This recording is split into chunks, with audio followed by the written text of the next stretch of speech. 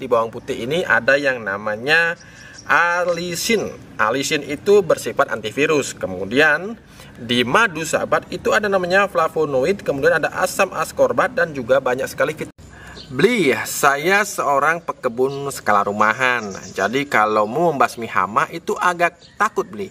Takutnya kenapa? Karena saya itu panennya setiap hari digunakan di dapur.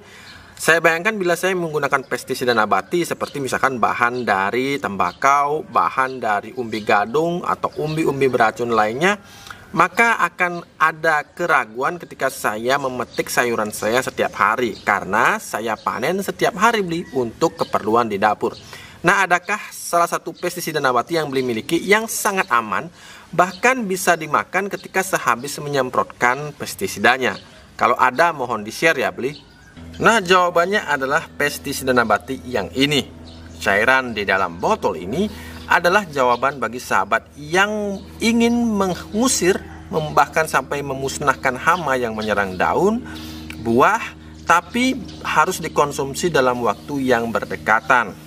Bahkan kalau sahabat menyemprotkan dengan pestisida nabati yang ini, jangan khawatir, dalam waktu beberapa menit saja tanaman yang kena spray dari pestisida nabati ini bisa langsung dimakan. Nah, apa bahannya sahabat? Bahannya bahkan lebih sederhana lagi. Nah, ini adalah bawang putih sahabat. Ini cukup 1 siung saja, tidak usah banyak-banyak. Kemudian yang kedua, di sini beli tutup dulu mereknya. Nah, di sini ada madu. Di sini beli gunakan madu sachet. Jadi hanya gunakan 2 bahan ini, yaitu madu sachet. Bisa menggunakan madu asli, madu panenan itu lebih bagus lagi. Kemudian juga ada bawang putih. Hanya 2 bahan ini bisa kita bikin pestisida paling aman di dunia tentunya. Yang pertama, bawang putihnya kita geprek sahabat. Bisa juga dipotong-potong, tapi di sini beli memilih yang geprek saja karena di kebun banyak tempat untuk menggeprek bawang putih.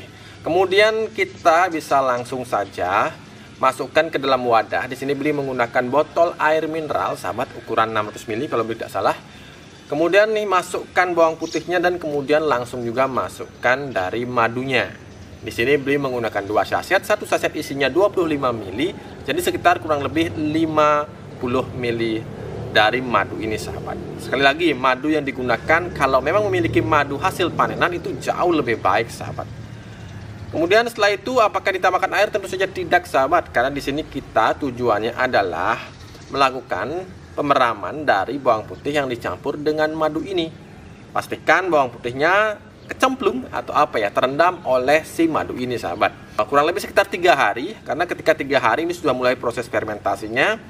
Dan kemudian setelah 3 hari sahabat bisa melihat reaksi yang terjadi. Biasanya kelihatan bahwa si ukuran dari bawang putih ini mulai mengkerut sahabat. Ini reaksi dari gas yang dihasilkan oleh kedua bahan ini. Nah, kemudian ini hasilnya sahabat. Ini sudah lebih 3 hari. Jadi kelihatan bahkan bawang putihnya kelihatan hanya kelihatan kulitnya saja. Dagingnya sudah mulai mengempis sahabat. Dan ini sudah lebih 3 hari.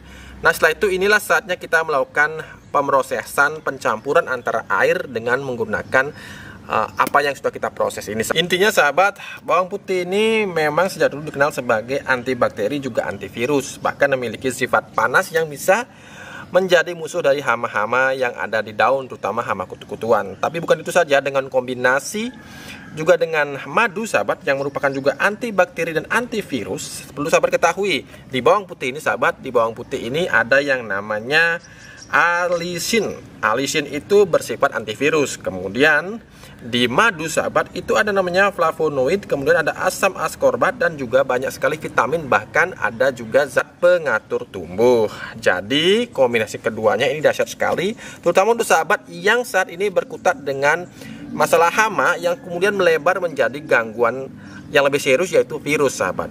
Untuk virus Gemini memang tidak bisa sembuh sahabat, virus kuning bulai tidak bisa sembuh, tapi dengan menggunakan ini bisa memperlambat laju dari penularan, kemudian juga bisa membuat tanaman menjadi produktif. Artinya meskipun tanaman masih sakit tapi tetap bisa produktif. Pernah beli buktikan beberapa tahun yang lalu di tanaman cabai yang kena bulai masih bisa berbuah dengan normal sahabat. Nah, sekarang beli akan campurkan sahabat ya, ini dengan air. Ini sekitar beli gunakan, ini ada 500 ml.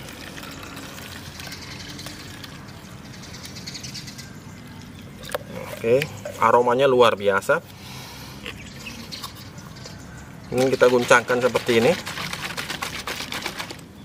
Nah sahabat, ini bisa kita aplikasikan dengan mencampurkan lagi dengan air sahabat.